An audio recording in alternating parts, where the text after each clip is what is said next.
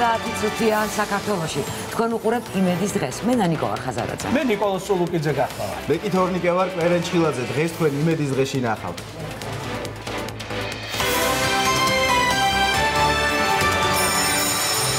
რა მეთოდებით უნდა მიმდინარეობდეს სასწავლო პროცესი სკოლაში და როგორ შევაყვაროთ პატარებს სწავლა? როგორი უნდა იყოს კარგი პედაგოგი? ცოტათი მკაცრი. მკაცრი აღარ ისეთი მკაცრი, რომ ბავშვებთან ამხიარულებდეს. ერთობლივი ტრენინგები მშობლებისთვის და შვილებისთვის. შალვა ამონაშვილის სტუმრად რუბრიკაში წესები მშობლებისთვის. იუმორისტული სატირით გაჯერებული პოლიტიკური მოვლენები. ახალი იუმორისტული შოუს დეტალებით ვასიკო ოდიშვილი იმედის დღეში.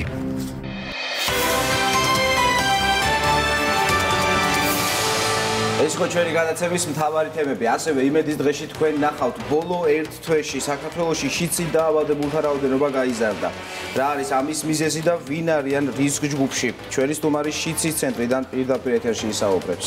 გახშირებული გულის დაავადებები, რატომ გაახალგაზრდავდა და რა თანამედროვე მეთოდები არსებობს კარდიოქირურგიაში? ჩვენი სტუმარი კარდიოქირურგი ლევან ქარაზანიშვილი იქნება.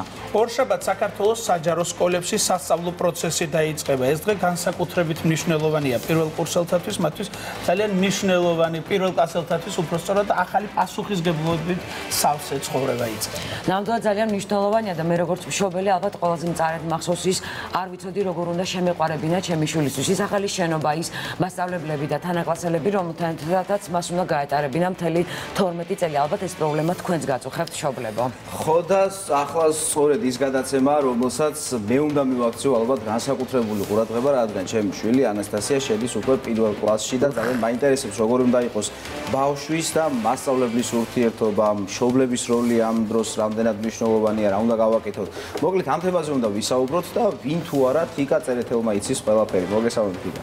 მოგესალმებით, მართლა ძალიან მნიშვნელოვანი ეტაპი დგება პირველკლასელებისთვის, რადგან ეს არის ფსიქოლოგები როგორც ამბობენ, ხოლმე ეს არის ერთგვარი რევოლუცია ბავშვის ცხოვრებაში, იმიტომ რომ ისინი ახალ გარემოში იმკვიდრებენ ადგილს და ბავშვის თვითშეფასებაზე ძალიან მოქმედებს ეს ეტაპი მის ცხოვრებაში, ამიტომ განსაკუთრებული მხარდაჭერა არის საჭირო როგორც მშობლების მხრიდან, ასევე პედაგოგების მხრიდან. ჩვენი სტუმარი იქნება შალვა ამონაშვილი, ჰუმანური პედაგოგიკის ფუძემდებელი და სწორედ ის მოგცემს რეკომენდაციებს, როგორ უნდა მოვექცეთ ბავშვებს განსაკუთრებით დაწყებით კლასებში და როგორ შევაყვაროთ პატარებს სწავლა. რადგანაც ბოლო დროს ძალიან ხშირად ჟღერს ხოლმე ფრაზა, რომ ზარმაცი ბავშვი არ არსებობს. თუ ზარმაცი ბავშვი არ არსებობს, მაშინ მიზეზი არსებობს ან მშობელში, ან პედაგოგში, ან ზოგადად პედაგოგიკაში. ამ ყველაფერზე ჩვენ რეკომენდაციებს მოგცემს ბატონი შალვა, მანამდე კი მე მინდა პატარა ინტერვიუები გაჩვენოთ, სადაც ჩემი მეგობრები, სკოლის მოსწავლეები გვაძლევენ თავიანთ რჩევებს, ასევე რეკომენდაციებსაც და გამოცდილებას გვიზიარებენ და მოდით ვნახოთ ვიდეო. მასწავლებელი უნდა იყოს ცოტათი მკაცრი, იმიტომ რომ ბავშვებს მისი ეშინოდეთ, რომ როდესაც ისინი ცელქობენ, მასწავლებელმა გააჩეროს. აღარ ისეთი მკაცრი, რომ ბავშვებთან ამხიარულებდეს. ყველაზე მეტად გამიჭირდა ასოების წერა, შეერთება, გამიჭირდა კითხვა. ბევრჯერ ვწერდი ერთი და იგივე სიტყვებს და ვცდილობდი, რომ კარგად გამოსულიყო ეს ყველაფერი და აი ამით მივედი ჩემს მიზნამდე. თუ ბავშვს კითხვა გაუჭირდა პირველ კლასში, მაცვლები უნდა მოიკითხოს და ისე უნდა იკითხოს. ყოველ დღე ერთი მოთხრობა 10-ჯერ ვკითხულობდი, მერე ნელ-ნელა ვეჩვეოდი და მერე ვისწავლე. ჩემი აზრით ბავშვები იმიტომ არიან ზარმაცები, რომ უბრალოდ არ მოსწონთ, როდესაც წვავობენ. უნდათ რომ ითამაშონ და გაერთონ. მე რომ მასწავლებელი ვიყო, ადრდგებზე ბავშვებს ბევრ დავალებას არ მივცემდი. მასწავლებელი ვიყო, ბავშვებს ბევრ დავალებას არ მივცემდი. ეთყობა ნიკოლოზ ბევრი დავალება ჰქონდა საზაფხულოდ და ახლა ემზადება ამ დავალებების შესასრულებლად. მოგესალმებით. თქვენ როგორ იხსენებთ პირველ კლასს? მე მახსოვს თეთრი ბავთა მეკეთა, კიკინები მიჭერდა და ძალიან ვღელავდი. დღემდე მახსოვს ეს ემოცია, რაღაცა ახალი ხდებოდა ჩემს ცხოვრებაში. აი, ოღონდ სკამი უნდა ჩავწიო და რომ გაჩვენოთ როგორ ვიყავი. რატო? აი ასე ვიჭი. ანუ არ სტრესი არ იყო შენთვის. არა, საერთოდ არ ყოფილა დაუხილა სტრესი, იმიტომ რომ რაღაცა გააზრებული მქონდა სად მივდიოდი და რა უნდა მეკეთებინა. თუმცა ჩემ ზოგიერთ კლასელს ბოლომდე არ ქონდა გაცნობიერებული და იყო ცრემლიც სხვათაშორის. გამარჯობა თორნიკე, მე სრულად სტრესის გარეშე ჩავიარე პირველი დღე და არა მარტო პირველი, ასეც გავაგრძელე. არც მიტირია და არც მინერვიულია. თიკა, ჩემთან რა მოხდა, იცი 24 სკოლაში, ჩემი ერთი წლით უფროსი მეზობელი რომ მივიდა წავყევით ჩვენ გულშემატკივრებისთვის და პირველ სართულზე იყო მის საკლასო ოთახი და ფანჯრიდან უყურებდა მშობელი და ჩვენ ყველა და მე მეგონა რომ მეც ასე შემომხედავდა და ამის იმედი მქონდა და უცბად რო შეგვიყვანა ჩემმა მასწავლებელმა საკლასო ოთახში და რო ავწით პირველ სართულზე მეორეს და დედა არ მეყურებდა ცოტა ვინერვიული. არა, არ მიტირია, მაგრამ ვინერვიული. მაგრამ მე ბედნიერად გავაგრძელე სკოლაში. რაღაცნაირი გამორჩეული მღელვარება. არც მე არ მიტირია, მაგრამ ძალიან ვღელავდი და დღემდე მახსოვს, რაღაცა 1 სექტემბერი იყო ჩვენთვის. 1 სექტემბერი იყო ნამდვილად. ახლა 17-ია. მოდით დროა ჩვენი სტუმარი მოვიწვიოთ სტუდიაში, ბატონი შალვა ამონაშვილი. ბატონო შალვა, გთხოვთ, მოგბრძანდეთ. ჰუმანური პედაგოგიკის ფუძემდებელი, პედაგოგი, ცნობილი ფსიქოლოგი, რომელიც მოგცემს რეკომენდაციებს ძალიან საჭიროს. არა მხოლოდ პირველკლასელებითა და დაწყებითი კლასების მშობლებს, არამედ ზოგადად. იმედის დღის განათლების მინისტრი. როგორ ბრძანდა? აი და ჩვენ ნახეთ სიუჟეტი, სადაც ერთ-ერთმა ბავშვმა ბრძანა ესეთი რაღაცა, რომ პედაგოგიო ცოტა მკაცრი უნდა იყოს. როგორ ფიქრობთ, უნდა იყოს მასწავლებელი მკაცრი? ეხლანდელი ბავშვები მეჩვეულები არიან, რომ თუ მკაცრად არ მოექცნენ. არის სწავლიან, ამ წესრად არ მოიქცევიან. ანუ ეს ნორმა არ ერთგვარი უკვე? ბავშვებისთვის ნორმა. დიახ. გამიგეთ და მასწავლებლისთვისაც და მოსწავლისთვისაც. დიახ, ორივე. მაგრამ თუ ბავშვს ეცოდნება, რომ არის სხვანაირი სწავლება, ის არ ეთყოდა, რომ კაცრი უნდა იყოს მასწავლებელიო. ბავშვს სიმკაცრი კი არ უნდა, ნდობა უნდა. რწმენა უნდა. საკუთარი თავისა და მასწავლებლის მიმართ. შიში პატივისცემა რიდი უნდა კონდეს თუ არა მასწავლებელთა, რომელიც ალბათ მოიცავს უკვე ამ პატივისცემა უნდა კონდეს და სიყვარული. დიახ. მაგრამ ბავშვს მასწავლებელი უყვარდეს, მასწავლებელი უნდა დაიმსახუროს ეს სიყვარული თავის მიმართ. როგორ უნდა დაიმსახუროს? რა უნდა? მე რაღაცა შევთავაზებ მასწავლებელს და მშობლებსაც გამოადგებათ ეს. პირველი, რაც უნდა მასწავლებელმა არ დაარღვოს, როგორც მცნება, რა, გწამდეს, რომ ბავშვი უსაზღვროა. ისიც კი, ვინ შენ გონება შეზღუდულად გეჩვენება. იმიტომ რომ შეიძლება შენი პედაგოგიკამ ვერ გაუხსნა ბავშვს გზა და ბავშვს რატო დავაბრალოთ შეზღუდულობა. ეს უნდა გწამდეს უპირობოდ. უპირობოდ უნდა გწამდეს, რომ შენი ბავშვი უსაზღვროა. თუნდაც გონება შეზღუდული იყოს. იმიტომ რომ მას აქვს მექანიზმი გონების გახსნისა. მეორე უნდა გწამდეს საკუთარი თავისა, რომ შენ ღვთითმოვლენილი მასწავლებელი ხარ. არა ხარ შემთხვევითი ამ ბავშვისთვის. შენ საგანგებოდ მოგავლინეს აქ, რომ ამ ბავშვს გზა გაუხსნა და მისე ფართო შარაგზა ცხოვრებისა.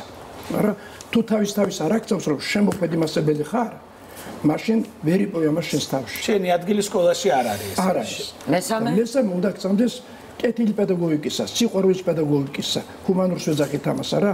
როცა ბავშვს დასჯა და რაღაც კი არ უნდა, არამედ სიყვარულის მიტანა უნდა რაღაცა თასით, რომ მიიღოს ბავშვმა ეს სიყვარული. ამ შემთხვევაში ბავშვი არც ცელკი იქნება, არც ზარმაცი იქნება, არც არაფერს გააკეთებს ისეც რომ შეგიყვარებს შენ და ამას აქვს სულიერი ერთობა. გამიგეთ? ბავშვი თუ ცოტა შეგიყვარა ბავშვმა, გათავდა იმას სიზმარშეს და ეს სიზმრები ღამით, შენს დავალებასაც შეავსებს, რომ მასწავლებელი უყვარს და იმის გულს მასწავლებელი კი აკეთებს.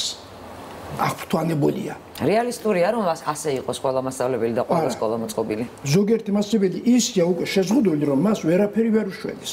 სამწუხაროდ ასე, მაგრამ ბევრი მასწავლებელი რომ სხვანაირი არის. არა, ცხადია, მე ყველაზე არ ვსაუბრობ და ყველას ერთ ქვაბში არ ხარშავ. ძალიან ბევრი კარგი პედაგოგი ყავს. აი, ჩვენ მქონია შემთხვევა, იცით, აქ საქართველოში, როცა მასწავლებელი, ჩვეულებრივი მასწავლებელი იყო, მაგრამ ჩვენს თანამშრომლობაში ბრწყინვალე აღმოჩნდა მერე. გამიგეთ, დამსახურებლის გახდა, ჯილდოებიც მიიღო, დეპუტატად აირჩიეს და სხვამგვარი ადაცაცხლში კი იყო უბრალო მასწავლებელი. აი, რას ასწავლით ხოლმე ასეთ დროს პედაგოგებს, აი, თავის რწმენას. პირველი რომ მასწავლებელს სწავდეს, რომ მე ვარ შემოქმედი, შემიძლია მე შემიძლია. და მე იგივე ალბათ ბავშვსაც უნდა ასწავლოს, ხო? მე ბავშვის რწმენას ვასწავლი და ვაზრით უკვე მე ტექნიკას. პედაგოგიკას ვაზრით, თუ ბავშვი არ უყვარს, თუ გატაცებული არ არის, არაფერი მეთოდიკა მას არ უშველის. და ეს მეთოდიკა, რომელსაც თქვენ ემხრობით, რომ ბავშვს ასწავლონ, აი როგორი მეთოდიკა არის? ეს მეთოდიკა, იცით, ეს კლასიკური არის. ეს გოგებაშვილის მეთოდიკა არის. აი გოგებაშვილს აქვს ერთგან ნათქვამი, რომ ბავშვს ისე უნდა ვასწავლოთ, რომ ნახევრობით ცნობილი იყოს და ნახევრობით არაო. ახლა რომელი მასწავლებელი აკეთებს ამას, რომ მიიტანოს ცოდნა, რომელიც ნახევრობით ცნობილია, ნახევრობით არა. თუ ეს ასია, ბავშვის ინტერესი სპეციალურ მექანიზმის გარშე აღმოცენდება. აინტერესებს. რაც იცის და არ იცის. ხომ? მას როგორ აუგოთ ჩვენ სასწავლო ერთეულები, როგორ დაუხატოთ დაფაზე, ან როგორ კომპიუტერით მივცეთ ეს არა, ეხლა ათანზარი ტექნიკაა და ეს თუ არ გამოიყენეს, სირცხვილია. თუმცა მასწავლებელი მივხვდი რომ უნდა ემზადებოდეს საგანგებოდ ყველა გაკვეთილის წინ, ყოველ დღე. გაკვეთილი ჩვენთვის იცით, ამ ჰუმანურ პედაგოგიკაში ეს არ არის, რომელიც ჩავატარე. ანუ სპონტანურად არ ხდება გაკვეთილის ჩატარება. გაკვეთილი და მეუცნა ბავშვს როგორც საჩუქარი. აი მიდიხარ როგორც 6 საჩუქარი დღეში, ნუ ახლა რა მოხდა? მე ისე დამუშავდება ეს გაკვეთილები რომ დიდი ფიქრი აღარ დაგჭირდება როცა შეხვალ ეშხში. დიახ. ხო, მაშინ გაკვეთილები თავისით მოგდის. სხვა რეალობა სკოლებში, სხვა რეალობა ხდება ზოგჯერ. ხშირ შემთხვევაში, მოდი ასე ვთქვათ და ბავშვებიც ვერ უღებენ ალღოს იმ სიტუაციას, რაც ხდება სკოლაში. მშობელმა რა უნდა გააკეთოს ასეთ დროს? რა შეიძლება რომ მასწავლებელთან ურთიერთობის კუთხით რაღაც სხვანაირად რომ მიუდგეთ და ბავშვი უფრო მეტად ჩავთო თქვა სასწავლო პროცესში? როცა მშობელი მომადგება და მეკითხება რა ვქნაო, მე პირველ რიგში ურჩევ. სკოლა კი არ აირჩიო ეს ნომერი თუ ის ნომერი თუ რანერი სწავლება. აირჩიე ვინმე თქვათ კარგი კეთილი ადამიანი თქვათ როგორც ჩემი დეიდა ვარო ჩემი მასწავლებელი იყო რა ეს მოძებნებით გაიკითხე ვინ არის აქ მშვენიერი მასწავლებელი რომელსაც ბავშვები უყვარს და ეს იქნება სკოლა და ერთი მასწავლებელი განასაკმარისია თქვათ მე-11 კლასელისთვის კი მე-4 კლასამდე მაგრამ მე რა გაიწყო ბავშვი შეეჩობა ცხოვრება 4 წელიწადი ფუნდამენტია მე საჯერკველი ხა კი ნამდვილად ბრძანეთ დეიდა ვარო და არ თქვით ვარო მასწავლებელი ხო ესე ვეძახდით ჩვენ დროსაც კი მე მყავდა ძალიან ღვაწმოსილი პედაგოგი ესე შემოიტანა წიგნი მშობლიური ლიტერატურა ესე ეკავა გულთან ახლოს და ესე ეფერებოდა ამ ტექსტს გვიხსნიდა და მე გითხრა რომ რაც ძვირფასია იმას უნდა მოეფერო და აი ესე დაიწყო გაკვეთილის ახსნა დეიდები იყვნენ უფრო ვიდრე პედაგოგები როგორ ფიქრობთ აი ეს სითბო და ჰუმანური სწავლების მეთოდიკა რასაც თქვენ ხადაგებთ უნდა იყოს რაღაც ზღვარგადასული ზედმეტად თბილი და კეთილგანწყობილი ყოველ შემთხვევაში ამას ყოველთვის ნორმა აქვს იცით და როცა მასწავლებელი შედის გული ფიქრობს ამას სად არის ზღვარი და სად თუმცა ბატონო შალვა არ ვიდაოთ მე რომ პირველ კლასში ვიყავი და ჩემმა დამრიგებელმა საათი სამაჯური გამისწორეო მითხრა მე მახსოვს ჩემი პულსაცია, გულისცემა და ნერვიულობა რომ შევეხე მასწავლებელს. რა ხდება ახლა ჩემი შვილის მასწავლებელი და ჩემი შვილი თავდაყირა გადადიან ერთად. ანუ ძალიან დიდი გადატრიალება მოხდა მენტალურად მასწავლებლებში. ეს ალბათ კარგია, ხომ თუ ჯობია რომ ისევ რაღაცა დისტანცია იყოს პედაგოგსა და მოსწავლის შორის. ეს თაობა ბავშვების რომელიც 90-იან წლებიდან მოდის, ამ თაობას ტყუილად არ ეძახიან ინდიგოს. დიახ. არა, ზეთით მონელი თაობაზე სვამბა ბევრი სახელი აქვს ამ თაობას. ეს თაობა მართლა განსხვავებულია. და იმიტომ ჰიპერაქტიულობა დაარქვეს მასწავლებელმა რომ ამით თავი დაიზღვიო. ბავშვები ჰიპერაქტიურები კი არ არიან, მასწავლებლები არიან ჰიპერპასიურები. გამიგედა? რა ხდება? ბავშვი ახალია და პედაგოგიკა ძველია. ახლა რა უნდა მოხდეს ამ შემთხვევაში? ბავშვი დაიშლება, არც მენა უნდა არც მასწავლებელი უყვარს და სხვა ეს ხდება ყველა კლასში. ხომ, ახალი ბავშვი ძველი ავტორიტარული პედაგოგიკა ვერ გაუძლებს ამ ბავშვებს. ნუ ძირეული ცვლილება გჭირდება როგორ ჩანს. მასწავლებლის ცნობიერება შეიძლება სამინისტროს უნდა რეფორმები მოახდინოს, ხომ? არაფერი რეფორმა არ მოხდება სკოლაში, გინდა 1000-ნაირი საფუძვლო გამოცვალე პროგრამებში არაფერი. რეფორმა მარტო მასწავლებლის თავში უნდა მოხდეს. თორემ თუ მასწავლებლის თავში გარდასახვა არ მოხდა არა, გინდა აი წიგნი მიეცი, გინდა ცუდი. არც მე იმეც ვიტყვი, გუშინ ყავდა ჩვენ რამოდენიმე პედაგოგი, რომელიც წარდგენილია ჯილდოზე, საუკეთესო მასწავლებელი 2018 და ვფიქრობ ჩვენ უკვე ყავს ძალიან ბევრი მასწავლებელი, რომელიც ასეთი ჰუმანური პედაგოგიკით ასწავლის და იმედი მაქვს, რომ წლებთან ერთად გამრავლდებიან ასეთი მასწავლებლები. რა თქმა უნდა, თქვენ მართლებზე უნდა ეს გამრავლების ნიშანი დაუსვათ, თუ არის 100, 200 გახდეს, თუ 1000 გახდეს. რა პრინციპით უნდა გახდეს თქვენ როგორ ფიქრობთ, როგორ უნდა მოხდეს მასწავლებლების შეცვლა მათი ჯერ ერთი მასწავლებელს უნდა ჩავაგონთურების შემოქმედებითი არსება სამწნებაზე მოვიდა. შემოქმედებითი არსება და უნდა პედაგოგიკა ხელოვნება, გამიგეთ? ეს არ არის შტამი, აქ ტექნოლოგიები ძალიან ცუდი გამოგონებაა. ეს არის შემოქმედებითი, როცა არც კი იცი ხან ბავშვი რას იზამს და შენ რა თქმა უნდა უპასუხო. შემოქმედებითა. თუ მასწავლებელს ეს არ ჩავაგონეთ და მივეცით ინსტრუქციები, ისო შეზღუდული იქნება და ბავშვი ინსტრუქციაში ვერ ეტევა. ამრიგად ყოველთვის მოხდება რაც გაუგებრობა. ეს ერთი. და მეორე უნდა ვასწავლოთ რაცა იდეები უნდა მივიცეთ. გოგებაშვილის კლასიკური იდეები, გოგებაშვილს უნდა მივიცეთ. უნდა მივიცეთ კორჩაკის იდეა, სუხუმის იდეები უნდა, პესტალოს იდეები უნდა ჩაუნდაროთ მასწავლებლებს და არა რაღაცა შტამპური ფსიქოლოგია და შტამპური აგება გაკვეთილებისა. თუ მასწავლებელი ამას გაიგებს, არა ბევრი მათგანი რა თქმა უნდა აქეთკენ გადმოიხრება. მასწავლებლებთან ერთად მშობლებმა ძალიან ბევრი რამე უნდა გაიგონ. დაწყებით კლასებზე ვსაუბრობთ ახლა პირველ რიგში განსაკუთრებით. ასევე ძალიან მნიშვნელოვანია მშობლის მხარდაჭერაც. რა როლი უნდა კონდეს მშობელს ბავშვის სწავლაში? აი როგორ უნდა მივუდგეთ? აი ზოგჯერ ვაძალებთ ხოლმე. ამ კითხვის პასუხი იქნება რეკლამის შემდეგ. ჩვენ რეკლამის შემდეგ გაუცილებლად დაგიბრუნდებით. შალვა ამონაშვილია ჩვენი სტუმარი.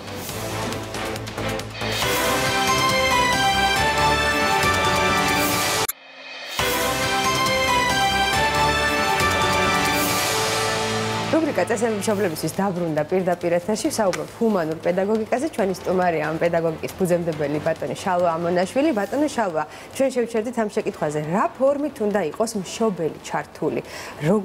ხშირად მშობლები აძალებენ ხოლმე ბავშვებს სწავლას. აი რა ფორმით უნდა იყოს ჩართული, რომ ჩვენ შევაყვაროთ ჩვენ შვილებს სწავლა? ბავშვების ცხოვრებაში მარტო სწავლა არ არის, სწავლა ცხოვრების ერთი პატარა ნაწილია. მაგრამ თავად ცხოვრება, თამაშია, ურთიერთობა სხვამგრ ეს ძალიან მდიდარი გარემოა და მარტო სწავლით ნუ შევწოდავთ. მე მინდა მიმართო ქართულ მშობლებს, რომელსაც დიდად პატივისცემს და მიყვარენ ისინი, რომ რო უთხრა უნდა ბავშვი გიყვარდეთ მეთქი, ეს ცოტა რა, უნდა უყვარდეთ ბავშვი ნაზად. ბავშვის სიყვარულს ცოდნა უნდა. ნაზად არ შეიძლება ყვირელი გიყვარდეს ბავშვი, დაჟეთ გიყვარდეს, მუქარეთ გიყვარდეს ბავშვი, საჩუქრებითაც არ შეიძლება ბავშვი გიყვარდეს. ეს მოსყიდვა ერთგვარი მშობლები ხანდახან მოვისყიდით ხოლმე ბავშვს საჩუქრით. დიახ, ეს მიყავს ბავშვი გარეთ. დიახ. ჩვენ კი არ გვიახლოს პირიქით, მაგრამ თუ იყვარს ბავშვი ნდობით, ალერსი თუ გიყვარს, იმედი თუ გიყვარს ბავშვი, არა, თუ გიყვარს ბავშვი, იმიტომ რომ დროს ნახულობ, მას რომ ითამაშო, წახვიდე, მასთან ერთად იყოს სადღაცას, ხომ? ეს სიყვარული სხვანაირი სიყვარული იქნება. აი ჩვენ საჩუქრებში ვაღრჩევთ ბავშვს, სათამაშოებში, ან რაღაცა ნებირობებში და გონიო რომ ამოუწურეთ ჩვენი სიყვარული. აი თუ ასე გვეყარება, მაშინ დასაშინო დალევებით სხვანაირი გახდება, გამიგეთ? ბავშვი ჩვენი სულის ნაწილი გახდება, მაშინ ახლა ხორცის ნაწილია. სულის ნაწილი როცა ეტყვის დედა რომ შვილო შენი ჭირიმე, მოამზადე რომ ერთად რაღაცა გავაკეთოთ, ან გავისერნოთ, ან მამას დავეხმაროთ, ან რაღაცა, არა? ბავშვი დედის სიტყვას დაიჭერებს და დაждდება. ბატონო შალვა, აკადემიური მოსწრება ამ შემთხვევაში ბავშვის უკეთესი იქნება, ვიდრე ხორციელად რომ გვიყვარდეს ბავშვი, ხოლო სკოლას დაუბრუნდი ისე. საკურვია უკეთესი იქნება. მოტივი უჩნდება ბავშვს. გამიგეთ, ჩვენ რასაც ვაკეთებთ, ხალისით ვაკეთებთ, მაშინ როცა მოტივი გვაქვს რა. ცხადია. თუ მოტივი იძულებითია და არ მინდა, მაშინ ის ას ხარისხი გამოდის. ასევე ბავშვი, იცით, როცა უყვარს მასწავლებელი, დაждდება და გააკეთებს სიყვარულით. ხომ? იმიტომ რომ ელოდის მასწავლებელი გაიხარებს, მოეფერება, გაუკვირდება პირველ რიგში. ხომ? როცა ბავშვი ამას ელის, მოტივი აქვს. როგორ ბაზისურ მოთხოვნილებებზე ვსაუბრობთ, რაც აუცილებელია, მაგრამ არის იცით ორი ფსიქოლოგია. ეხლა სარგებლობს მთელი სკოლა მართვის ფსიქოლოგიით, მაგრამ არის თანხმობის ფსიქოლოგია. თანხმობის ფსიქოლოგია სულ სხვა გარემოს აქმნის მასწავლებლ მოსწავლეს შორის. ანუ ის ორივე უნდა თანხმდებოდეს ერთ რაღაც მთავარ იდეალზე. თანხმობის ფსიქოლოგია სამი კომპონენტი აქვს. ბავშვს უნდა განვითარება. აი მოკვდება და უნდა განვითარდეს. უნდა თავისუფლება. არ მიიღოს თავისუფლება, დაიჩაგერება და უნდა დიდობის მოთხოვნილება.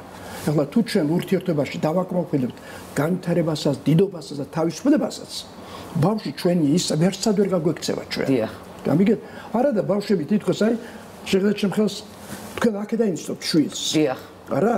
და როცა არა თანხმობის ფსიქოლოგია, ის მეორე ცხოვრებას აქეთკენ აგებს. და ეს მე აზრზე არა ვარ, რა ხდება იმის მიღმა. დიახ. იქ თუმე სიგარეტს ეწევა, იქ თუმე ცუდი ამხანებია, იქ თუმე რაღაცა გააკეთა, რა? აქი ამას ხედავთ. მომართალია. და კმაყოფილი ვარ. რა ხდება? როცა თანხმობის ფსიქოლოგია გვაქვს, ის თქვენს ინტერიალებს აი ესე, ამიგეთ რეალებს. და ყველაფერს ხედავთ. გიზიარებთ ყველაფერს.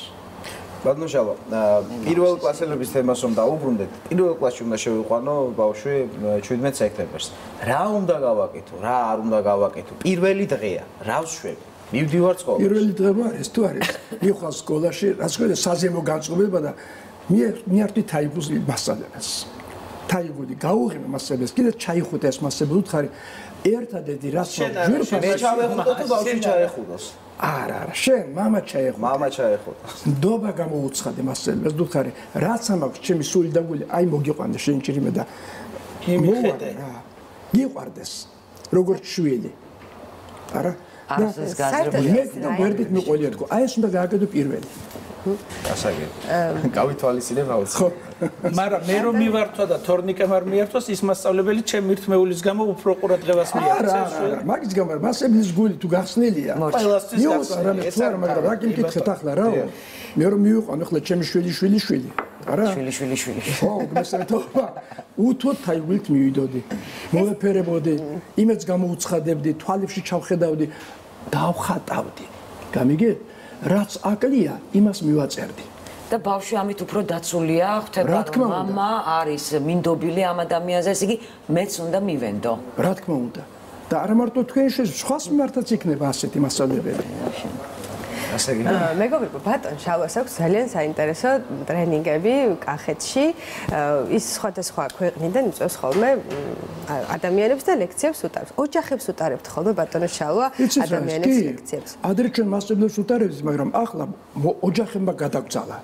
და ყოველწლიურად ჩვენთან ბუშეთში, სადაც გვაქვს ყველა პირველად რომ კურსები ჩავატაროთ, ჩამოდის აი წელს მაგალითად 1200 კაცი ჩამოგვიყვება. მოდით ვნახოთ სიუჟეტი, ჩვენი გადამღები ჯგუფი იყო ბუშეთში წასული და მე ვისაუბროთ ამ თემაზე.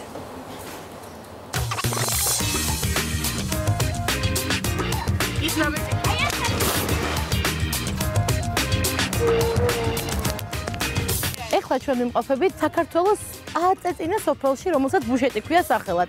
სოფლიო რუკაზე ის უკვე ძალიან დიდი ხანია მოხვდა, როგორც ამონაშვილების ადგილ-მამული, სადაც ჰუმანურ პედაგოგიკას ჩაეყარა საფუძველი.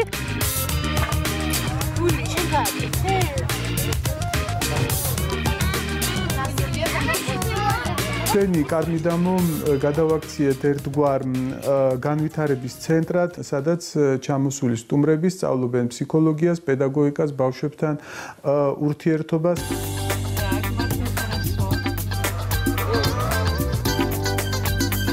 მეხუთე წელია ბუშეთში საბავშვო პროგრამას ხელმძღვანელობ. ეს არის პედაგოგიკა, რომელიც ბედნიერებას და სიყვარულს ჭუბნის ადამიანებს. მთელი მსოფლიოდან ჩამოდის აქ ხალხი. ყველაზე მთავარს, რასაც ჩვენ ვასწავლეთ შვილებს და მშობლებს, არის ურთიერთობები. აქ უკვე შემდეგი ჯგუფი რაღაც საინტერესოს აკეთებს.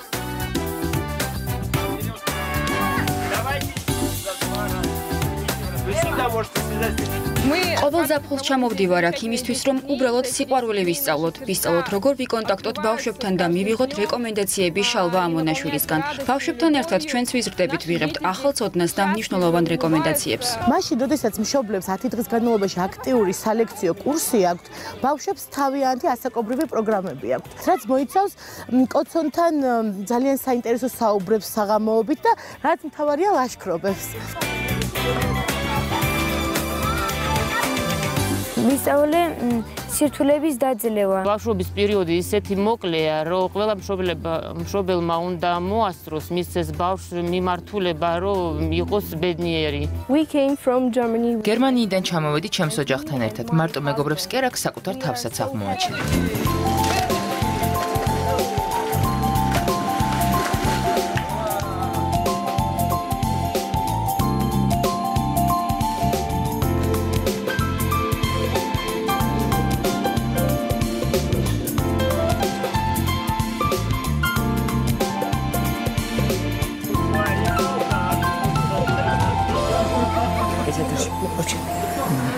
აი ესეთ საინტერესო ტრენინგებია ბავშვებისთვის, მშობლებისთვის, პედაგოგებისთვის. ბატონო შალვა, რატომ ტარდება ეს ლექციები ერთობლივად ოჯახისთვის და არა მხოლოდ მაგალითად მშობლებისთვის, ან მხოლოდ შვილებისთვის, ან პედაგოგებისთვის? აი რა დატვირთვა აქვს ერთად? შენ რა გინდა იცით რომ მშობელმა გაიცნოს თავისი შვილი არ იცის. აი როგორ გითხართ, ასე იცის და ასე მეორე მხარე არ იცის.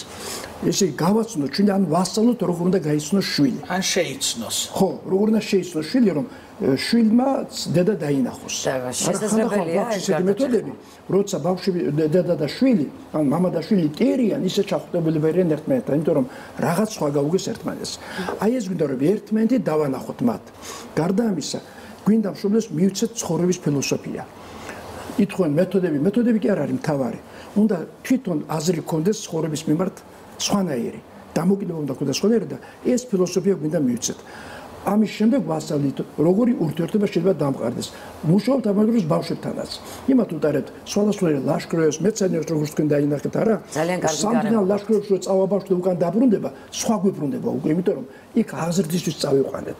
და არა ხეტიანისთვის. და აღზრდაც როგორც მივხვდი ძალიან მარტივად ხდება, ალბათ თამაში აწოდებთ მათი თამაში ურთიერთდახმარებაში ისინი ხო პირველად უკავშირებიან, არ იცოდნენ ზებოში და ბრუნდებიან როგორც დიდი მეგობრები შემდეგ აქედან, არა? აი ეს აზრი აქვს რომ ერთმანეთი დავანახოთ, ერთმანეთს შევაჯორო და როდესაც მართალი ზოგიერთი კიდეც ირთავს სოლად ვიღაცას მერე ბავშვებს ნათლავ ჩვენი ბავშვებს. წელს მაგალითად 12 ბავშვი მოუნათლეთ. სამი ოჯახი ჯვარი დავწერეთ სამ ოჯახს.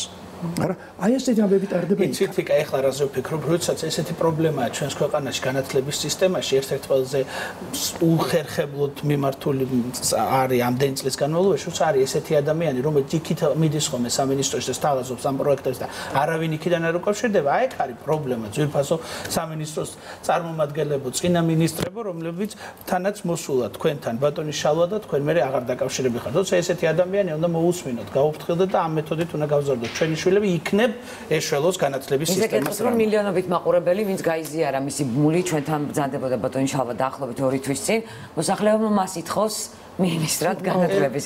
დაუბრუნდეთ ბატონ შალვა, ქართველი დამსვენებელი თუ არ ვიცი, დამსწრე იყო ძალიან ცოტა. უმეტესობა იქ მყოფი ადამიანი საუბრდება სხვა ენაზე. ქართველები ნაკლებად სტუმრობენ თქვენ სემინარებს? სამწუხაროდ ნაკლებად, თუმცა ვთავაზობთ ამას ჩვენგან.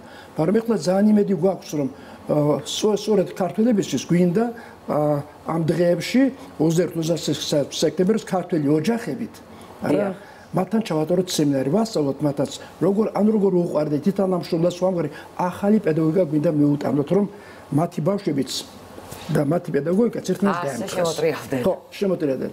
მე მიხარია რომ ჩემს გვერდით გასაგრ ჩემი შვილი ნინა მონაშლაგერ მაია დაინახეთ კიდევ არა ესეთი ახალგაზრდები მოდიან ნიჭიერები და გვაქვს შექმნილი აქა მონაშვილების ცენტრი მშობელთათვის. ძალიან მაგარია. ჩვენ დავიწყეთ საუბარი, რომ ყველაზე მთავარია ბავშვი გიყვარდეს იქ და ერთ-ერთმა დამსვენებელმა თქვა, რომ მე აქ მოვდივარ, რომ ვისწავლო სიყვარული და ასევე ახლა თქვენ ანუ რაც მივხვდი სიყვარულზე ტრიალებს და დგას ყველაფერი, ხო? მათემატიკას, ფიზიკას, ბიოლოგიას, ქართული ლიტერატურას. იქ რომ შემოვრძანდეთ ჩვენს ტერიტორიაზე, იქვე უკვე ბურთლებს დაგაყრით ეს ტერიტორია. მიას მიმართება ხოლმე. ესე იმდენი სიყვარულია დაგურველი, იმიტომ რომ ჩვენ სამი კანონი გვაქვს. რომელთაც უნდა ცხოვრდეს. სამი კანონი გიყვართ ყველაფერში, როგორც მიყვარს, სამება მიყვარს. შესაძლებლობა უსაზღროა. სამება მიყვარს რა. სამი კანონი. სიყვარული არის მთავარი ცხოვრებისა. მეორე, შრომობთ ერთმანეთისთვის. ერთი ყველა ერთმანეთსაც. შრომობთ ცხოვრობთ ჯუნგლის წესები. ცხოვრობთ სინდისით. სინდისით. აი ეს სამი წესი. როგორც კი მოვა ჩვენ ვიზებსაც კი ვაძლევთ ხალხს. გავიმეოროთ კიდევ ერთხელ რომ ყველა შეიმეცნოს და გაიცნობიეროს. პირველი, ცხოვრობთ სიყვარულით. მეორე, შრომობთ ყველასთვის. მესამე და მესამე ცხოვრობთ სინდისით. მე მგონი ჩავიწეროთ და დავიმახსოვროთ. ამას დავდებ ჩვენს Facebook გვერდზე ეს ქვაზე გამოვკვეთეთ ესა ქვა უკვე გავამზადეთ. რომ ეს კანონები ქვაზე იყოს დაწერილი რომ ყველმა მომსვლელმა სანამ ქვაზე დაიდება ჩვენს Facebook გვერდზე აუცილებლად დავდებ გადაცემის სამის თანავე ბატონო შალვა. ხო. თქვენი ჰუმანური პედაგოგიკა ძირითადად რას ასწავლის საზოგადოებას? სიყვარულს ასწავლის, ეგ ვიცით. თავისუფლებას ასწავლის? იცით რა როგორ გითხარით სამი საფუძველია მეთქი ფსიქოლოგიური ერთი არის თავისუფლება თავისუფალი არჩევანი თუ მოქალაქემ თავისუფალი არჩევანი არის ის მოქალაქე არ ვარგა ბატონ შალვა მოქალაქეა 6 წლის ბავშვი რომელსაც უნდა მივცეთ თავისუფლების არჩევა ბავშვი უკვე მოქალაქეა დაბადებიდან და მას ნებისმიერ დროს უნდა დავეთანხმოთ და გავყვოთ მის არჩევაში უბრალოდ მაგალითს ბავშვს უუნე ბავშვი გადაშენდეს ციგნი გადაშენდეს იქ ლექსია წაიკითხეს მე მეთქი ვეუბნები არშივი ეს ლექსი გასწავლოთ თქვენ თუმცა სტანდარტია კი ცხოვრება იძულებს რატომ მეკითხებოდი იმიტომ რომ ეს თქვენ დონეზე დაბალია თქვენ მაღლები ხართ მაშ როგორ მოიქცე არ ვიცი და ბოლო-ბოლო იმჟებე დამობენ იქნება ჩვენ ავარჩიოთ რამე ლექსი და ის ვისწავლოთ ანუ შესაძლებელია ყველა კლასში თუნდაც ავიღოთ საკუთრების მეტყველო რაიმე საგანი. მივცეთ 7-8-9 წლის ბავშვს არჩევანის უფლება, რომ მე ეს პარაგრაფი რაღაცა, არ მომწონს. ვთვლი რომ ამაზე დიდი ვარ და გადავფურცლოთ და ბავშვი უნდა მოამზადო მანამ. ისტორიის პარაგრაფია. ცირია ესა. იქნება ხვალ სხვა მიამბო და არა ეს. ანუ შესაძლებელია რომ ჩვენ გავოვტოვოთ რაღაცეები სასწავლო პროგრამიდან. გავშალოთ. ამ რაღაცა სტანდარტებში ცხოვრება დავინახოთ. ეს სტანდარტია. წარმოვიდეთ სტანდარტული სახელმწიფო, სტანდარტული ცოდნები, სტანდარტული მასწავლებელი. კი. ხომ? როგორი შვილი უნდა მივიღოთ ჩვენ ამის შემდეგ? სტანდარტული. ვარგა? არ ვარგა. ბატონშალო, ასწავლიან. სიტყვა სტანდარტული საფრთხეთაც გია სკოლაში. დიახ. გამიგეთ? თუმცა არასტანდარტულები არ უყვართ სკოლაში, იმიტომ რომ ვერ ხვდებიან და ხშირ შემთხვევაში მათი ნიშანი და ქულა უფრო დაბალია ვიდრე სტანდარტული მოსწავლისა. აქ სად არის პრობლემა? აღზრდაში, იმიტომ რომ ბავშვი არასტანდარტულია თუ პედაგოგიკაში, რომელიც ვერ ხედავს ამ არასტანდარტულს. ჩვენ ორი რამე გამოვაცალკევთ ერთმანეთს. სწავლებად ცალკე გადავდეთ. სრულიად ცალკე. აღზრდა ცალკე. თუმცა ეს ხვის საქმე და ეს ხვის საქმეა. ამიტომ მასწავლებელი აღზრდას დაემშვიდობა. და მარტო სწავლა, აიგე ბავშვი როგორც ამ სუფთა წერა და გადაბმებია და რაღაცები რა დროს გადაბმებზია ლაპარაკი კაცო. ერთი კითხვა მაქვს ბატონშალო. სიმკაცრე რა საჭირო, როგორ უნდა გამოიყენოს პედაგოგმა? ყოველთვის დაყვავებით არ გამოდის ხოლმე საქმე. აი რა ეტაპამდეა დაშვებული? გააჩნია კლასას და გააჩნია ჩემს ურთიერთობას. ხანდახან თვალით შემედია, თვალი ზრდის, აღზრდობითი მეთოდია თვალი. გამიგეთ? ისე გავხედავ რომ ბავშვი იქ ამ დაიწდება და რაღაცა უხერხულება. ხო? ან ისე შევხედავ რომ აყვავდება. გამიგეთ? სიმკაცრე კი არ არის საჭირო. ბავშვს გაუჩნდეს ჩემი ნდობა და როცა მე ვეტყვი რომ ეს არ შეიძლება გააკეთო. ზუსტად ეცოდინება რომ არ შეიძლება. ის არ გააკეთებს. აი რატომ ვარვარდიაში იმას ეძახოდა რომ მოდი ჩემთან დამეხმარეო მეო. შენი თვალები კაცო მოუყვეთ მაყურებელს რეკლამის დროს საუბრობდით მოყევი ძალიან მოკლედ იყო ქალბატონი ვარვარდიაშვილი ლეგენდარული პედაგოგი ქალბატონი ნათელა ურუშაძე მიამბოს რომ ესეო სამრიგათო რო ვისხედითო ბოლოსიო ვინც ცელქი იყო და ურევდა გაკვეთილსო ეთყოდა ხოლმე რომ აი შენ იყავი ჩემი მოადგილე და მომეხმარე რომ კარგი გაკვეთილი ჩავატარო და ისო თანამდებობას მიიღებდა განსაკუთრებით ქართველიო გასუსული იყო ყველა და იდეალური გაკვეთილი გამოდიოდა და მე არ დავუმატებ რომ დამიძახ ასეთი მოდი ბიჭო ჩემთან მივედა თვალებში მინდა ჩაქხედო და დიდხანს მიყურა თვალებში. ვირა უხერხული. შენ ლექსებს სხვა რა წერო და არავითარ რაღაცა პოეტური გამოხედვა გაქვს. თელი 3 დღე რუსთავის პროსოჯესო დავდიოდი. მე-6 კლასზე პოეტური ის გამიგეთ აი ის საღებავი დამადომე რასაც არ მსახურებს. შთაგონება მოგცათ ლექსების წერა როგორც ვიცი. მე ლექსების წერას დავიწყებით და ნუ პოეტი არ გავხდი მაგრამ წერა ხო ვისწავლე. ანუ ჩემ შულს რომ მე ვეთქვი შენ ხარ 5-ოსანი, 10-ოსანი უბრალოდ ჩვენ ყველა საგანში წარჩინებული ხარ. ეს სიტყვა თავისთავად თავის ძალას რაღაცნაირად მოიკრებს და ბავშვი გახდება უფრო მოწადინებული. მე ვენდობი, კი, ნამდვილად ვენდობი. დაუშვი შენს გულში. გულახდელი იყავი თავადაც. კი. ისაც გულახდელი გაგიხდება. ჰუმანურ პედაგოგიას თავისი კანონები აქვს. სიყვარულით აღზრდება სიკეთე, სიკეთით სილამაზით აღზრდება ნდობით. და ასე შემდეგ. ბატონო შალვა, სწავლაზე ვსაუბრობ და ზოგჯერ მშობლები სკოლას იმ პრინციპით არჩევენ, სადაც უფრო მეტ დავალებას აძლევენ ხოლმე ბავშვებს და ძალიან ტვირთავენ. დაწყებით კლასებში რამდენად არის მიზანშეწონილი, რომ ბავშვი ძალიან დატვირთული იყოს და ბევრი დავალება მოგახსენებთ აი ჩვენ გვაქვს პირველი ექსპორტული სკოლა, სადაც დღესაც გრძელდება ზოგიერთი რამ. ხო? იქ ჩემი დაც მუშაობს. არასოდეს დავალება არ აქვს ბავშვებს. დავალება ასეთია, გამახარეთ ხვალე რამითი. გამიგე? რამითი გამხარ ბავშვი მოდის, ვინ მათემატიკით ახარებს მასწავლებს, მაგალითი იყო რაღაცა, ვინ კითხებს უყენებს სხვანაირს, ვინ წიგნი გამოუშვა, გამახარეთ რაღაცით. სამაგრად მეც გახარებთ რაღაცით. და რითი? ამ რაღაც სხვანაირი სავარჯიშოები და რაღაც სხვანაირი დავალება იმ სახელმწიფოდან აიღებს სავარჯიშოს და არანის შეუცვლის ნიშნები არ არსებობს. ურთიერთობაა უბრალოდ. შეუცვლის ფორმასა და ფერს და სულ სხვა გამოდის. გამიგე? ანუ სტანდარტიდან ვარდება რაზეც ვსაუბრობ. ასე რომ ეს ბავშვები 4 კლასს დაამთავრებენ, მაგრამ სრულიად თავისუფლად თუ სამეცნიერო ნებას მისცემს, მე-6 შეიძლება გადავიდნენ. მე-5 იმათ არ აღშენდებათ. რასაც არის მარტივად. ჩვენ სკოლებში მისაღწევი ამბავია, გამიგეთ, ყველა მასწავლებლისთვის, რომელსაც ბავშვი პედაგოგიურად შეუყვარდება. წესით პედაგოგს მასწავლებელი უყვარს. სამწუხაროდ ჩვენ მეტი დრო არ აქვს. ძალიან დიდი მადლობა ბატონო შალვა, თქვენ არასოდეს არ არის საკმარისი, რაზეც არ უნდა ვისაუბროთ. ყოველთვის ძალიან საინტერესოა ხოლმე. იმედი მაქვს კიდევ მობრძანდებით ჩვენთან, ჩვენს მაყურებელს ძალიან უყვარს თქვენი სტუმრობა. ძალიან ბევრი მნიშვნელოვანი აქცენტი გაკეთდა. ახლა და ყველაზე მთავარი რაც ჩვენ ახლა ვისწავლეთ, ეს არის სიყვარული უნდა ბავშვს, შრომობთ ერთმანეთისთვის და ვცხოვრობთ სინდისით. ეს არის 3 კანონი, რომელიც ბატონმა შალვამ გვასწავლა. კიდევ სხვა ბევრი კანონი გვასწავლა და მე ამას ყველაფერს ჩვენს Facebook გვერდზე აუცილებლად დავდებ. წესები მშობლებისთვის გვერდ ჩვენს Facebook გვერდს. მე ხუთშაბათამდე გემშვიდობებით. დიდი მადლობა კიდევ ერთხელ მობრძანებისთვის. რეკლამის დროა ჩვენს ეთერში. რეკლამის შემდეგ არანაკლებ საინტერესო თემაზე ვისაუბრებთ. თემა კარდიოქირურგია. დაგვალოდეთ რამდენიმე წუთში დაგიბრუნდებით.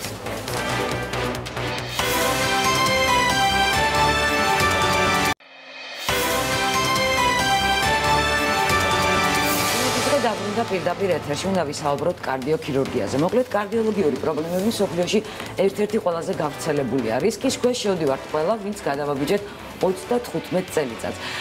საინტერესოა, რა დახმარება გვჭირდება ჩვენ, ვისაც სწორედ ამდაგვარი პრობლემები შეგვაწუხებს ოდესმე, სწორედ ამაზე უკვე ჩვენი სტუმარი გაგვესაუბრება, თბილისის რეფერალური ჰოსპიტალის კარდიოქირურგი ლევან ქარაზანიშვილი. რა ძალიან მნიშვნელოვანია, მე მინდა მაყურებელს უთხრა, რომ სწორედ ბატონ ლევანის მიერ ჩატარებული ოპერაცია 2014 წელს გადაიცემოდა მსოფლიო კარდიოქირურგთა კონფერენციაზე, როგორც სახელმძღვანელო და იქნებ გითხრათ, რა ოპერაცია იყო ეს, რომლითაც ესე ამაყობს ქართულ მანამდე მაყურებელს ვეტყვი, რომ ისინი ახლა თვალყურს ადევნებენ სწორედ იმ ოპერაციას, რომელსაც ძალიან მილიონობით ადამიანი უყურებდა პირდაპირ ეთერში. მოგესალმებით.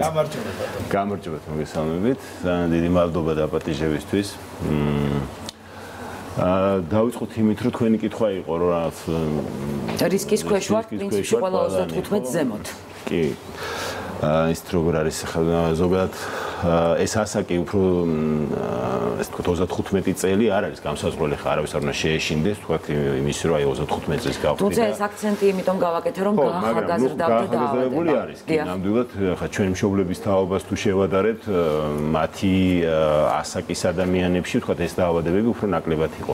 შეიძლება ეს იყოს განპირობებული არა მარტო იმით, რომ თქვა რაიმე შეიცვალა გლობალურად, თუმცა ეკოლოგია შეიცვალა, ამ განვითარდა ძალიან დიაგნოსტიკა და პრაქტიკულად ადამიანები, რომლებიც ადრე ვერ იღებდნენ იმ სერვისს, რასაც ექიმი თავაზობდა, ანუ ის ყურადღება არ იყო, თუნდაც ჩვენ არ ვიყავით მზად, ჩვენი მშობლების თაობა არ იყო მზად, იმიტომ რომ არ იცოდნენ ელემენტარულად და ჩვეულებრივად ხა ინფარქტი შეიძლება ადამიანი მომკვდარიყო ისე რომ ვერც მიხვდებოდა და ფეხზე გადაიტანა და მერე ნახავდნენ ელექტროკარდიოგრამაზე რომ თურმე გადაიტანა ინფარქტი.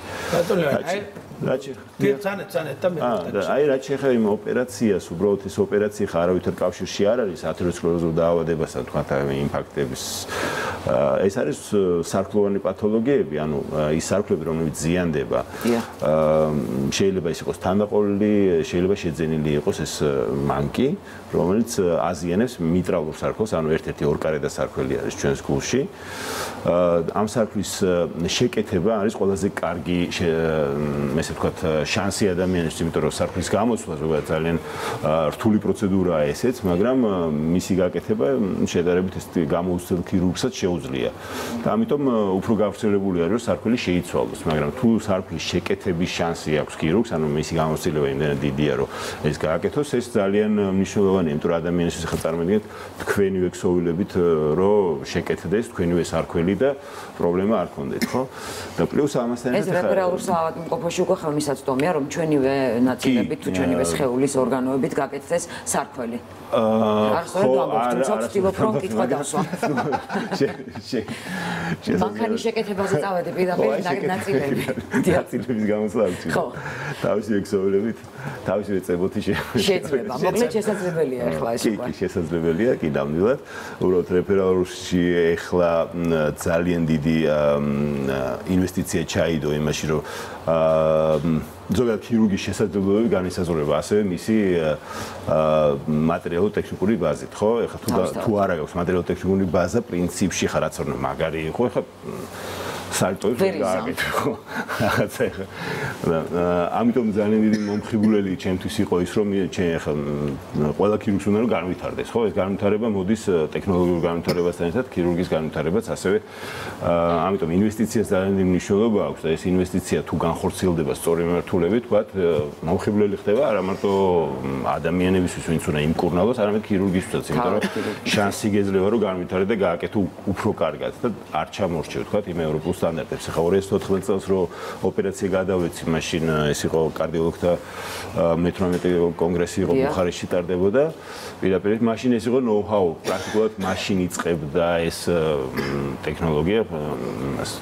ეხლა პრინციპში უკვე ბევრი ცენტრი არის, აი ბუხარესტში ვიყავით შარშან წასულები, მთელი გუნდი, ქართველები, ანუ წავედით, რომ ვასწავლოთ საუნივერსიტეტო კლინიკაში, ჩავედით, რომ ეხლა პროგრამა გვაქვს, პრინციპში ცოტა შეჩერებულია რაღაც მათი შეფერხების გამო, მაგრამ ეს პროგრამა ორი წლიანი პროგრამა არის, დავსახეთ გეგმა, უბრალოდ ეხლა რაღაც იარაღების ნაწილი ვერ იყიდეს, პირველი ჩასვლა ჩვენი იყო, რომ ჩვენი იარაღებით ჩავედით და ჩვენ ჩავიტანეთ ყველაფერი და ვაჩვენეთ, როგორ უნდა გააკეთონ, იქ 4 ოპერაცია გავაკეთეთ.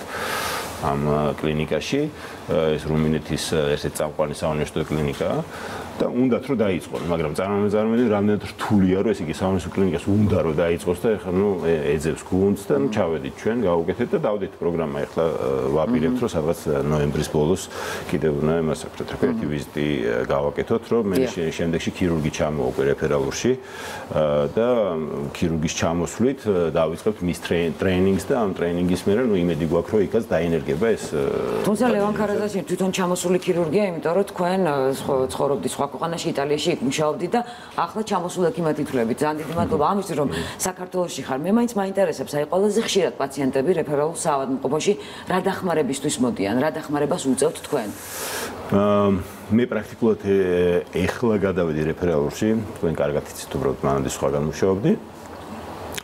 რეფერალურში ამ ეტაპზე სექტემბრიდან დავიწყეთ, სულ რაღაც რამოდენიმე დღე არის, რამოდენიმე დღე არის დავიწყეთ ოპერაციების კეთება. პაციენტები იგივე კონტინგენტი არის, რაც ადრე თქვათ მოდიოდნენ ჩემთან სხვა კლინიკაში, იგივე ხალხი მიყავს და მეძებს, ასე ვთქვათ. დარწმუნებული ვარ, ეძებენ, იმიტომ რომ სულ რამდენიმე წუთია გადაცემა მიმდინარეობს და კურსი სამ ადამიანმა მითხრა, რომ მამა ჩემი გადაარჩინა, ჩემი გადაარჩინა, მაგრამ ჩვენ შეხვდით გაზაშვილმა. ბატონ ლევან, ამიტომ კითხოთ. აი ხა ვისაუბრეთ ნანიკომაც თქვა რომ გაახალგაზრდავდა ეს ყველაფერი და მეც ჩემი მეგობარიც 30 წლის ასაკში სწორედ ამ პრობლემით გარდაიცვალა, ხო? და რას აქვს მნიშვნელობა? რა უნდა გაითვალისწინოს? ყველა უნდა მივიდეს პროფილაქტიკისთვის, გენეტიკური ფონია მნიშვნელოვანი, თუ რა ასაკიდან უნდა მივაქციოთ ამ პრობლემას ყურადღება? რა ვიცი, ჩემ ეხლა ეს მეცნიერულად ამას დამტკიცება და დასაბუთება არ უნდა. ჩემი აზრი ესეთი არის. ჩემი თვალსაჩინით მე როდესაც საქართველოს დავტოვე, ანუ ეს იყო 94 წელს, 94 წელს საქართველოს დავტოვე, უკვე რთული სიტუაცია იყო ძალიან. მე თვითონ მახსოვს, რომ რა იყიდებოდა კარაქი არ იყო და რაღაც მარგარინები შემოდიოდა თურქეთიდან დიდი ბოჭკებით და რაღაცა და მთელი ჩვენი ეს თაობა მე წავედი და თქვათ იტალიაში ცხოვრობდი 20 წელი და თქვათ მე გავეცალი ამ სიტუაციას, იმიტომ რომ რაღაც მინდოდა თავი გადამეჩინო, რომ სასწავლებლად წავედი და გაჭირვებაში და იმაში ვიცხოვრე, მაგრამ შევიზინე ჩემი პროფესია, მაგრამ ვინც აქ დარჩა ის ახალგაზრდა თაობა, პრაქტიკულად მათი კვების რაციონი იყო აბსოლუტურად განსხვავებული. ჩემი აზრით რაღაცით დაბინძურებული იყო. თუნდაც ის ახლა რომ ძალიან პოპულარულია ეს თემა, რომ ტყუის შემცველობა არის ძალიან მაღალი ჩვენში. რატო უნდა იყოს ჩვენთან ამდენი ტყუის შემცველობა, თუ ესე იგი რაღაც პრობლემა დგას, ეკოლოგიური. ანუ ეკოლოგიას დავაბრალოთ, შეიძლება ეკოლოგია, შეიძლება კვება, შეიძლება რაღაც. ყველაფერი ალბათ ერთმანეთთან გადაჯაჭვულია, მე არ ვიცი ხოლმე. ჩვენ ხო არ ვაგროვებთ ტყუას, არა ქართველები არა ახლა რაღაც საერთოდ. თუმცა ვერ ვიტყოდი რომ მარტო საქართველოში, მსოფლიოში გაახალგაზრდებულია ძალიან ბევრი დაავადება კიდევ მათ შორის, ხო? მაგრამ მე მაგალითად იტალიაში ხა 30 და 35 წლის ადამიანი არ შემხვედრია რომ შუნტირების ოპერაცია გამიგეთ. ნუ ვიდრე იტალიაში. იშვიათად ეს იყო გენეტიკურად განპირობებული და ეხლა ესე რომ გენეტიკურად არ იყოს და ვთქვათ რაღაც 30 წლის ასაკში შუნტირების ოპერაციას იკეთებს ახალგაზრდა ბიჭი, ძალიან მაგრამ ერთი კითხვა რომელიც აუცილებლად მე დაგისვათ, ეს არის კომბინირებული ოპერაციები, რომელიც ტარდება რეფერალურ საავადმყოფოში. რას ნიშნავს კომბინირებული, რას მოიცავს ეს ტერმინი? კომბინირებული მოიცავს იმას, რომ ვთქვათ, არა მარტო ეხლა მოსახლეობაში გავრცელებული არის ის, რომ აი შუნტირების ოპერაცია, ეს ყველაზე ისეთი აი გამიკეთეს შუნტირე, გამომიცვალეს სიზდარღვე და ასე შემდეგ. ეს არის ყველაზე მარტივი ოპერაცია, ერთ-ერთი პლაცდარმია ქირურგიის დაწყების დროს, აი პირველი ქირურგი იწყებს ამით, რომ აი გააკეთა ერთი შუნტი, ორი შუნტი და რა კარგია ესე. შემდეგი ეტაპი არის უკვე, რომ ეს ყველაფერი მოიყვანო იმაში, რომ სისტემურად უმკურნალო გულს. ანუ გულს შეიძლება სხვა პრობლემები ჰქონდეს და ეს უბრალოდ შეიძლება იგნორირება მოხდეს იმის გამო, რომ თქვა შესაძლებლობა არ არის ქირურგის რომ ეს შეაკეთოს და ზუსტად მაგაზე არის ლაპარაკი, კომბინირებული არის, რომ შეიძლება სარქოვანი პათოლოგია იყოს ასოცირებული ასევე სხვა სარქვის პათოლოგიასთან ასოცირებული კიდევ სიზარღვოვან დაავადებასთან და პლუს ამასთან შეიძლება იყოს აღმავალი აორტა და ასე. პაციენტის სირთულე და მისი მართვის სირთულე ზუსტად დამოკიდებულია მისი მრავლობითი პათოლოგიების. რაც ახლა პრინციპში ჩემი საქმეთ მიმაჩნია, იმიტომ რომ ძალიან დიდი ხანია ამას ვემსახურები და პრინციპში ეს არის ჩემი ალბათ დრაივი რაღაცნაირად, რომ ეს ურთულესი პაციენტები და ყველაზე ისეთი მძიმე ოპერაციები ოპერაციები რო გავაკეთო და ჩვენ აერთო რთულეს ოპერაციაზე გვიგვისაუბრეთ როცა გზნობ შეგიძლია ალბათ რატომაც არა ხა რო მოკლედ დიდი მადლობა მობრძანებისთვის მაყურებელს ვინც დაედებს ლევანს ის ახლა მუშაობს უკვე თბილისის რეფერალურ ჰოსპიტალში შეგიძლიათ იქ ეწვიეთ უკვე მას დიდი მადლობა კიდევ მობრძანებისთვის გაუგრძელეთ ჯანმრთელობას ლევანთან ერთად. წარმატებებს გისურვებთ. ჩიცის ცენტრმა გამოაქვეყნა მონაცემები და უნდა მოგახსენოთ, რომ ქვეყანაში HIV ინფექცირებულების შესახებ ბოლო პერიოდში, ბოლო 2 დღეში 11 ადამიანი გახლავთ დაინფიცირებული. ბოლო მონაცემებით სულ 469 შემთხვევა დაფიქსირდა. შარშან ამ პერიოდში 436 შემთხვევა იყო გამოვლენილი. აქვე აუცილებლად უნდა გითხრათ, რომ 2018 წლის 13 სექტემბრის მონაცემებით ინფექციური პათოლოგიის, შიცის და კლინიკური იმუნოლოგიის ცენტრში რეგისტრირებულია 7231 HIV ინფიცირებული პირი, მათ შორის 5410 მამაკაცია და 1821 ქალი პაციენტთა უმრავლესობა 29-დან 39 წლამდეა.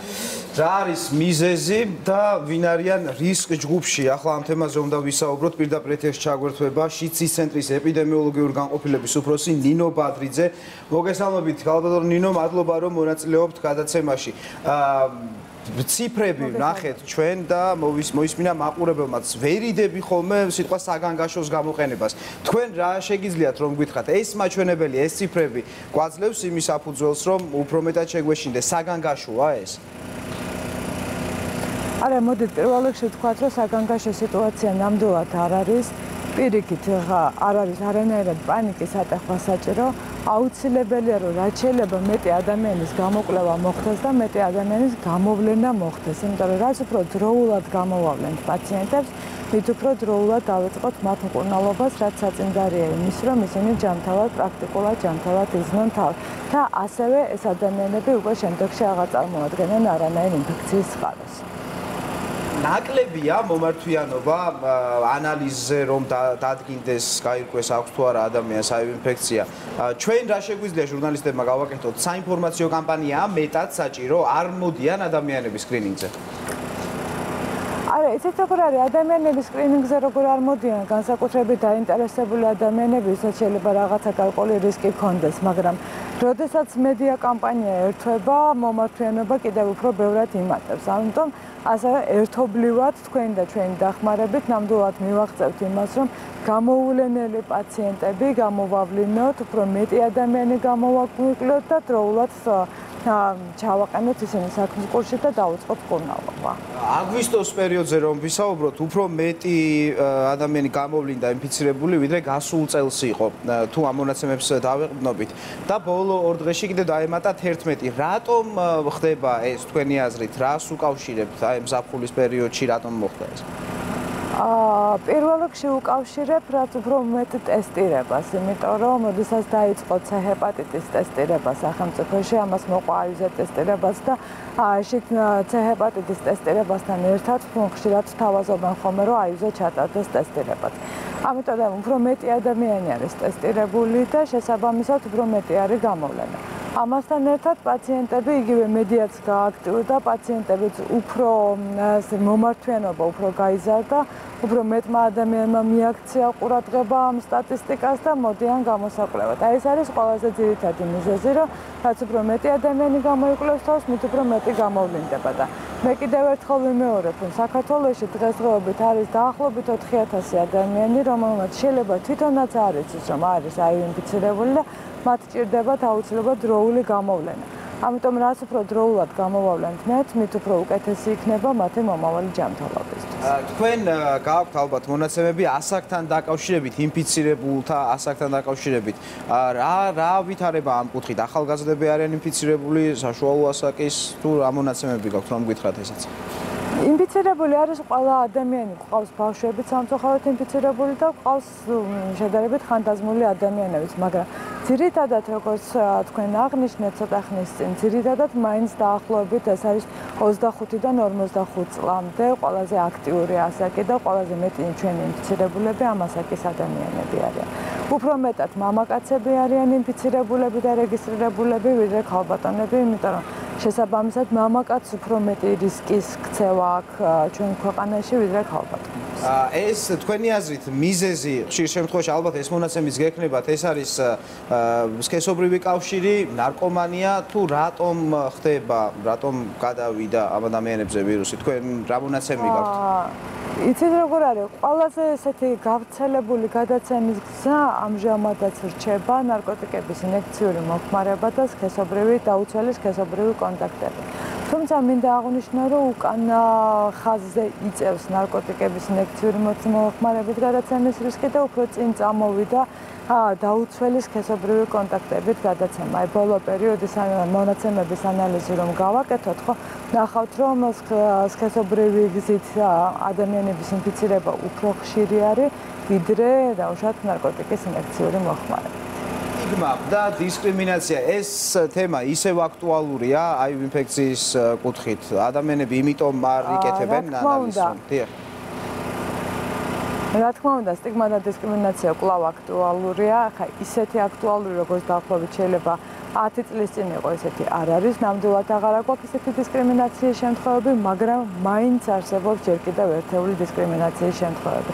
ზუსტად ეს არის აი ეს დისკრიმინაცია და საზოგადოებაში არსებული სტიგმა, რომელიც აფერხებს ადამიანების მისვლას იმაზე, რომ ჩაიტარონ მათ ტესტირება აი ინფექციაზე და ამიტომ მე მინდა მოსახლეობას მივმართო, რომ ყველა აი ინფიცირებული ადამიანი არის ზუსტად ისეთივე ადამიანი, როგორც სხვა. ეს არის ზოგადი მოსახლეობა, რომელსაც უბრალოდ რაღაცა გარკვეული მიზეზით დაემართა აი ინფექცია რა. ისინი არ უნდა გავრიყოთ, ისინი არ არიან სტიგმატიზირებული, არ უნდა იყვნენ სტიგმატიზირებულები და მათ ისინი არიან ზუსტად ისეთივე ჩვეულებრივი ადამიანები, როგორიც ჩვენ ვართ. შიცი მეგობრობით არ გადადის. ცხელი ხაზის ნომერს ხედავს ახლა მაყურებელი ეკრანზე და შეუძლია დაგეკონტაქტოთ თქვენ ცენტრს დაურეკოს. რეგიონების მიხედვით რომ ჩავშალოთ, რომელი რეგიონია ლიდერი ამ კუთხით? სად არის უფრო მეტი გამოვლენა შიცის? ყველაზე მეტი გამოვლენა მაინც ჯერჯერობით ისევე დასავლეთ საქართველოში არის, ეს არის იმერეთი, სამეგრელოს რეგიონები და აჭარის რეგიონი. ეს არის მაინც ყველაზე მაღალი მაჩვენებლები რეგიონების მიხედვით. თუმცა უკვე აღმოსავლეთ საქართველოშიც დაიწყო კახეთის მხარეში აი ინფიცირებულების საკმაო რაოდენობის გამოვლენა. დიდი მადლობა პირდაპირ ჩართვისთვის. კიდევ დათერესელი საქართველოა. დიახ, ძალიან დიდი მადლობა. ნია პატრიძე გვერდებოდა პირდაპირ ეთერში შიცის ცენტრის ეპიდემიოლოგიური განყოფილების უფროსი. დიდი მადლობა ორივეს და ჩვენ ახლა უკვე სტუმართან ერთად ვაგრძელებთ საუბარს. ტკბილი ლუკმა ბოლოსთვის შემოვიტოვეთ. ვასიკო ოდიშვილი ახლა მინდა მაყურებელმა დაინახოს, რომელიც გაგვახარებს სულ რამდენიმე დღეში ჩვენს არხზე მისი ახალი გადაცემა. გავახლა მაყურებელი ხედავს სწორედ ჩვენი გადაცემის სარეკლამო ბლოკს. მე მგონი კარგი გამოვიდა. მეც ასე მგონია.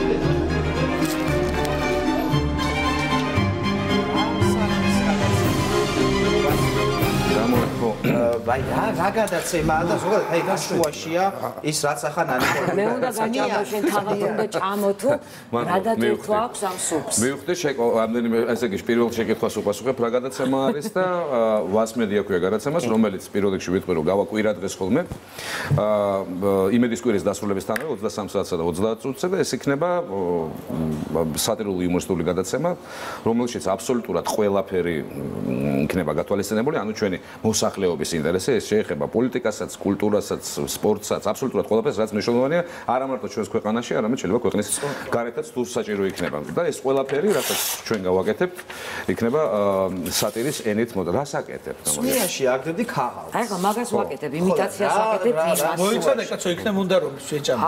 თქვენ მე მგონი უფრო მეტად გაინტერესებთ, თქვენ მე ხა ამას შევჭამ თუ არა? მე შევჭამ, ძალიან მიყვარს.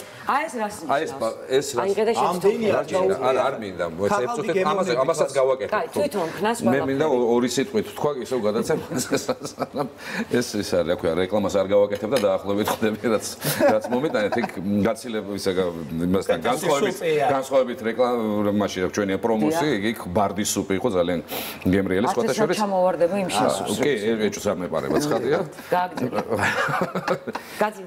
მოკლედ ჩვენი გადაცემის ძირითადი აზრი იქნება იქნება მინდა გითხრათ რომ სიმართლეზე დაფუძნებული აბსოლუტურად ყველაფერი, იმიტომ რომ მე და ჩემი ჯგუფი, რომელიც ამ გადაცემას ვაკეთებთ, აბსოლუტურად თანამოაზრეები ვართ.